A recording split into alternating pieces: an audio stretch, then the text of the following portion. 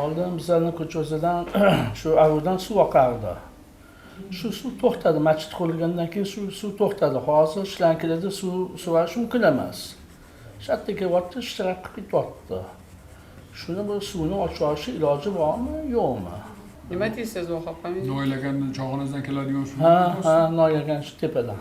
Yo'q bo'ldi. Hozir suv bu yoqqa umuman kelayotgan yo'q. Vohab Hamid bitta gaplashib chiqqanlar. Kanallar boshqarmasi bilan ham bitta gaplashing. İşlərinizə rivacı versin. Teşkilan təşəbbüslər etsin. Uyimiz atrofiga archa ekkamiz endi baland bo'lib ketib qoldi. Uyda shu sumlarga ta'sir qildi. Endi sumlar bilan ustiga chiqazib buni tagini qirqyapti biz shamol vaqtida. To'pga tegib. Ha, tegyapti. Endi shu bir elektrik bilan kelsak, gaplashsakda Buni благоустройствоga bermaganmisizlar zaявка?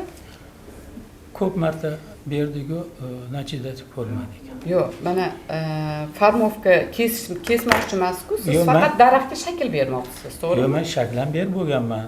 Farmovka deriyev bo'yicha murojaat ham qilgan ekanlar.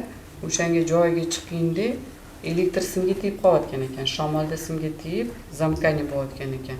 O'shanga shu daraxtni tepasini ochganlar-da bular. Tepasi bunday palma bo'lib qolgan bo'lsa kerak.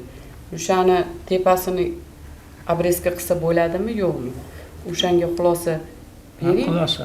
Elektrisitet bo'yicha ko'chamiz 1-torda shoshi 61-bo'y fuqarolar ko'chani fuqarolar nomidan Elektr sim yog'och kabellarini ta'mirlash. Ta'mirlash. Wi-Fi kabelniki hammasi nimada? Keyin stalbalar, yog'och stalba ko'p ko'chadi. O'sha 1-tor bilan 1-mo'yilish, 2-mo'yilishda shunaqada. Dilmurod, siz bitta joyga chiqib ko'ring. Qo'shni svязь agar bo'lsa, Vohab Hamidga ketasiz, Vohab Hamid keyin svязь bilan bog'lanadi. Xo'pmi? Sizda ham hali elektr sim yog'ochlar kabellarni ta'minlash masalasi ekan. Dilmurod, joyiga chiqingda hozir aytganlarini bitta ko'ring. Keyin haqiqatda svязь bo'lsa, Vohab Hamidga aytsangiz, Vohab Hamidich ularni chaqirib aytadilar. Keyin ularni shunaqa qilsak, rahmat katta.